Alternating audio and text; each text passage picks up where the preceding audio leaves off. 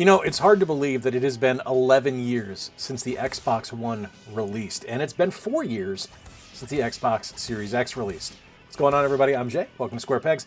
Today we are talking about the Xbox One, and there is a reason for that because, honestly, I don't think there's a better time to be collecting for the console than right now. Because you are going to be able to find some incredible games at an incredible value. An Xbox One isn't a terribly expensive console to buy either. The console itself is under $100 right now in most cases. Now there are some limited edition ones, like I have the purple Fortnite console, which is a little bit more pricey, but the ones that are the standard black console with the 1TB hard drive typically come in at under $100. Straight up, this is going to be an unscripted video. I have a stack of games here that I really enjoy on the Xbox One, games that I think are worth having in a collection, games that I don't think are terribly expensive, and give you a lot of bang for your buck as far as like overall value goes. And up first is one of my favorite sports games of all time. It is a game that I loved originally on the Nintendo 64 and the Dreamcast and the PlayStation, and I love it today on the Xbox One, and that is Tony Hawk's Pro Skater 1 and 2. If you are a fan of extreme sports, there's no reason this game isn't already in your collection, but if you avoided it or you bought it on a different console, like if you bought it on the Switch or something like that, I urge you to check it out on the Xbox One because the graphical improvements are spectacular and the controller is just perfect for the Tony Hawk series. The games are fantastic and fun. They are just a perfect version of those original Tony Hawk games. Plussed up, there are some minor differences with things like the soundtrack and things like that, but overall the game itself plays beautifully well, looks fantastic, sounds incredible, and just takes you back. It is one of those series, one of those signature series to me that I just adore, and it's something where I really do think this was kind of a necessary upgrade, a necessary improvement, a wonderful reason to have an HD remaster is something like Tony Hawk's Pro Skater 1 and 2. They're great games that you can sit down and play for hours. They're wonderful multiplayer. It's great to play like horse. We used to do that at a friend's house. We would play Tony Hawk and pull off just these ridiculous tricks and see if anyone could equal them. It was really fun. But they're magnificent games, and they just play perfectly on the Xbox One. And, of course, all of these games are available to be played on the Xbox Series X as well, which is where all of the footage that you're seeing is being recorded. All right, next up, one that is probably the most expensive game on this list, but even still, this beautiful deluxe edition of the game is under $30, I believe, complete in box, and that's Marvel's Guardians of the Galaxy. Now, I was unapologetically a fan of the Avengers game that released. I thought it was a great single-player campaign. I thought the writing was fantastic. I maintain to this day that it is the best Hulk story we've ever had in video game form, and I really did think that they were onto something special, but I understood where people's derision came from and why people didn't enjoy it, so I was a little bit apprehensive when Guardians of the Galaxy got announced. I was kind of worried that it was going to be more like Avengers than what it ended up being. And instead of getting this kind of forced multiplayer experience like we did with Avengers, we got a masterpiece of a single-player campaign with just some unbelievably creative gameplay options. You only play as Star-Lord. Like, that's who you control. That is who your character is.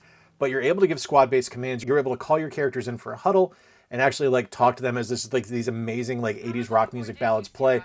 It's an absolutely spectacular game and a wonderful example of what can be done with a beautiful license like the Guardians of the Galaxy.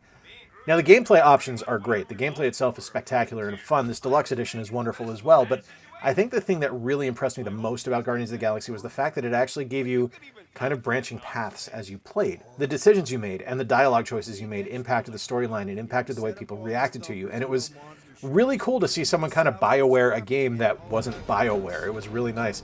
I really do love that game. It is one that I can't suggest enough, and I really think more people need to play it. I think it got deeply overlooked when it released, and that's a shame, because the game is absolutely a masterpiece as far as I'm concerned. All right, I don't have this one complete in box, but complete in box, it's under $10, I'm pretty sure. But this is a series I was never a huge fan of until it actually got on modern consoles, because I just did not care for it on the PlayStation back when it released. And this is the Crash and Sane Trilogy. If you have not played the Crash games, they're very difficult. They're unforgivingly difficult at times, in fact. I think that they are kind of an example of what PlayStation hard was, because, you know, we always talk about NES hard as far as, like, retro games go, but when you look back at things like on the PlayStation, like when it first launched, and they were still using kind of 16-bit methodologies to design these 32-bit games in these 3D spaces, we got some incredibly difficult games, and Crash was one of them. It was unbelievably unforgiving. And that holds true to this day. My friend Heaps of Games played this on stream a couple of years ago, and it was one of my favorite things to watch because he would just absolutely lose his damn mind as he was playing because it was so difficult, and you just have these random deaths. And it can be frustrating. I'm not going to lie to you. It can absolutely be a frustrating experience, but Crash as a character is incredibly charming, and he's kind of off the wall and kind of ridiculous. So being able to play a character like that in a game that is rewarding in its own way, because there's not a better feat or not a better accomplishment or feeling of accomplishment when you actually beat a level that's giving you difficulties in Crash. It's really fun in that regard. It's not something I go back to all the time, but I do think this is the best version of Crash we've ever had, is the Insane Trilogy. So definitely worth checking out if you haven't played it. All right, let's talk fighting games real quick. And you know, when I'm talking fighting games, I'm typically going to go with SNK because that is my favorite fighting game company. And I want to talk about a brilliant reimagining of a classic SNK series with Samurai Shodown. I love the Samurai Shodown series. Homaru is one of my favorite characters. I love the different abilities and the different kind of fighting styles each character has, and it's something that translated incredibly well to the 16-bit generation, and I was concerned about it coming onto the Xbox Series X and the Xbox One because I didn't know if it was going to be something that really worked in that space, but SNK proved that they are still the masters of this craft and the best team making fighting games.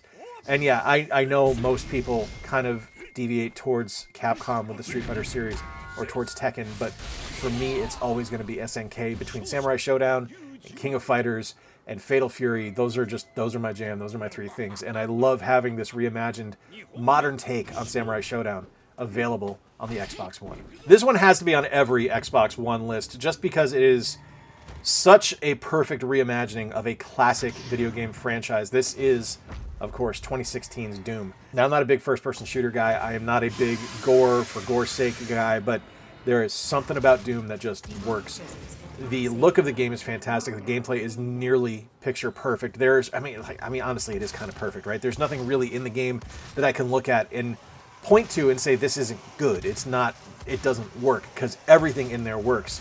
There's some stuff in Doom Eternal, while I still enjoyed that game, that didn't quite click as well as Doom 2016 did. And I'm so pleased that this game came out, because this is an example of what Bethesda is able to do when they're given the freedoms to kind of do something a little different and take a chance on a classic franchise. Like, so often Bethesda, it kind of falls into just the typical tropes of making things like Skyrim, like a Fallout game, where it's just, yeah, it's kind of more of the same, it's a little bit prettier, but this was a real flex on their behalf, because this was such an excellent shooter. And it made shooters, while the game was still difficult and the game was still bombastic and over the top, it made shooters significantly more accessible in my eyes, because it was something that I think a lot of people got really excited for. And it was super cool to kind of see like where that took Bethesda and the Doom franchise, because eventually, like I said, we did get Doom Eternal, which, while it wasn't my favorite of the two, it was still a significantly excellent game. And, you know, it was also awesome to see Isabelle and Doom Guy hang out. That was pretty fun, too. What I think is probably the best collection in modern gaming, and not just on the Xbox, is Rare Replay. This is such an incredible collection of games. It's over 30 Rare titles, all presented in their original format, all presented brilliantly well, all playing fantastically well on the Xbox, with an unbelievable behind-the-scenes featurette as well that kind of gives you the history of Rare, gives you some awesome kind of box art and just different animatics and things like that that are just such a signature Rare experience that I can't help but enjoy this. It is such a just truly miraculous and marvelous collection of games. There's so much on here. Now, there's stuff, obviously, you're not going to get Donkey Kong on here or anything like that, but to get Banjo-Kazooie, to get Conker's Bad Fur Day, to get Slalom, things like that, these classic Rare games grabbed by the ghoulies, are just, it's such a wonderful collection. This is something I wish would come out on the Nintendo Switch. Fingers crossed for the Switch 2 that we actually get this ported there, because I think it is such a perfect example of what Rare is capable of. Now, say what you will about Rare to this day, they do struggle a little bit with modern releases, but this is something where they really showed how incredible their history was and just these unbelievable games that they made. I love that collection. It plays incredibly well. It's wonderful to have on both the Series X and the Xbox One, and it's just a marvelous collection. And it is going up. It's ticking up ever so slightly in price. Like, I think last year this was like a $5 game complete in box, and I think it's actually doubled in price now to over $12. So definitely something to keep an eye on, because I can see this one kind of skyrocketing if we start moving away from physical collections and things like that. Like, if the next Xbox doesn't play discs, I predict this one's going to go up in price. The Rare non-PlayStation release from Insomniac, this is a game that I think a lot of people needed to play, and that is Sunset Overdrive. Now, there's something really impressive about Sunset Overdrive, because not only is this just a really incredible game to look at, and just the visuals of the game are spectacular, it's a really solid third-person shooter, and it's a really solid just kind of experience overall. It really shows what Insomniac was capable of doing and is capable of doing to this day. Like, they're a great developer for a reason, right? Like, they do unbelievable work. And it was really neat to kind of see them branch out and do something on Xbox that was unexpected. They had been a Sony developer for so long. To see them kind of step out and do something alternative was pretty cool. The game is excellent. I know a lot of people don't really dig on it, but it's something where I played it and I immediately caught the charm and I immediately caught the sense of style they were going for. It was something that really spoke to me and I really enjoyed, and it's a lot of fun, to me, at least. Now, it might not be for you, but to me, I really do enjoy Sunset Overdrive. All right, 6 more games to go, and up next is, much like the Rare Replay Collection, and like Halo the Master Chief Collection as well, I do think this is a necessary thing to own, and that is the Mass Effect Collection. This is a modernized, updated visually, and updated just kind of quality of life improvements for the original 3 Mass Effect games. This is the remastered Mass Effect trilogy, if you will. And it's just a beautiful collection. Like, Mass Effect is such a fantastic game in the first place. Like, it's probably the best BioWare has ever done. As much as I love Dragon Age, as much as I love KOTOR, this is probably the best. It's between this and Jade Empire, as far as I'm concerned. But to get this remastered and re-released on the Xbox One and other consoles as well, obviously, but to get this released on the Xbox One and to see Commander Shepard back in action and modernized and updated and just playing so beautifully well and so incredibly well was such a treat. And it's something where it made me even appreciate Mass Effect Andromeda a little bit, which was a game that didn't initially click with me, but after playing through these 3 games again, going back and playing Mass Effect Andromeda, I actually enjoyed it. It's not as good. Like, the first 3 Mass Effects were lightning in a bottle. The fourth one with Andromeda is decidedly lesser of a game, but I do still think that there's actually some inherent charm in the game and some inherent quality there. So, worth checking out. If you haven't played any of them, you absolutely need to play the collection to start with Mass Effect 1. But if you've been on the fence about Andromeda or you just gave up on it quickly, I'd suggest giving it another play. All right, another fighter and one of the best licensed fighters of all time. In fact, probably the best licensed fighter of this generation is Dragonball Fighter Z. I am not a Dragon Ball fan by any stretch of the imagination. Kind of like my situation with Power Rangers Battle for the Grid, which was another incredible licensed fighting game. I think this one, though, does something unbelievable with the property, because not only is it a fantastic fighting game, it makes it feel like an episode of Dragon Ball, because the fights are big. They're over the top. They're impactful. They're huge. Like, the world spanning is there. Like, you feel like you're in this just overall Super Saiyan battle, which is, honestly, that's kind of cool, right? Like, I don't get into the animated series, but to have it, like, actually at my hands and be able to control the fights, it's pretty goddamn awesome. I also really love the look of this game, because this takes that signature Akira Toriyama style of Dragon Ball and transfers it into a fighting game. And it doesn't try to force it into a 3D model. It doesn't try to force it into 16-bit sprites or anything like that. It takes basically what feels like animation cells and brings them to life in video game form. And that is an absolutely remarkable accomplishment. And it's the fact that they made something look this good and play as good as it does is unbelievably remarkable. I'm in awe of what this game is. Next up, one of the best Western developed RPGs of all time, and something that I just think is like just sings on the Xbox One, is Dishonored. This is the definitive edition. This contains everything that was ever released for Dishonored in one fantastic, easy to digest collection. I love it. It is such a brilliant game. It feels very Indiana Jones and the Great Circle to me in a lot of ways. Like, there's a lot borrowed by Indy from Dishonored, and I think that's really cool.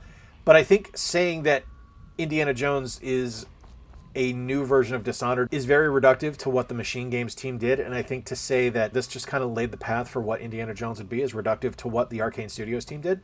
So I want to just kind of say, simply put, Dishonored is brilliant. The storyline is fantastic. The gameplay is wonderful. It does really ambitious things with stealth. It has some unbelievable gameplay mechanics involved with the different magic abilities and things like that you're able to collect as you go.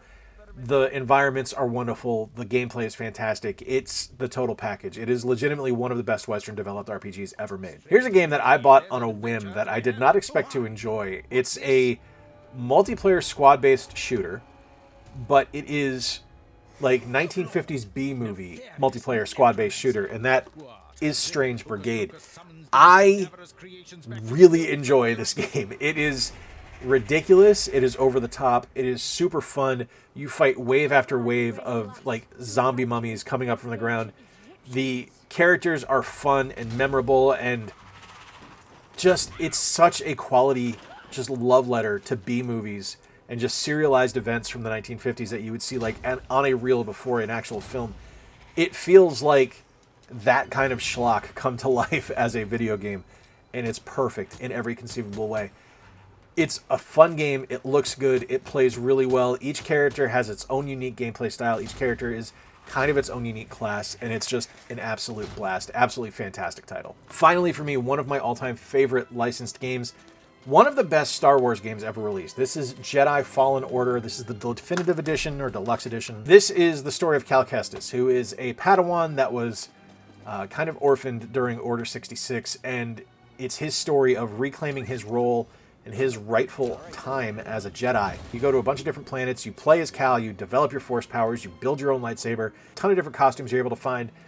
It is one of the best Star Wars experiences I've ever had from top to bottom. I think the game is just absolutely brilliant, absolutely fantastic, and just a wonderful Star Wars experience from the opening cinematic to the end of the game. It is something that I really thoroughly enjoy, and it is difficult at times. It can be very difficult. I've heard it described as a Souls-like game with lightsabers, and if that's the case, then yeah, I can understand why I suck at it, because I'm terrible at the Souls-like games. But I love the setting. I love the universe of Star Wars. I love the world that was established and built by this game, and I go back to it frequently, and it's something I truly enjoy. I really do love this one, and I think that every Xbox One collection really needs to have this in it. Like I said at the top, folks, this is something where I think everyone should be collecting for the Xbox One right now, because prices have never been lower. They're going to stay low for a little while. You're going to start seeing them tick up in a few years, but right now we are at that perfect point, over 10 years post-launch of the console, where we're going to start seeing prices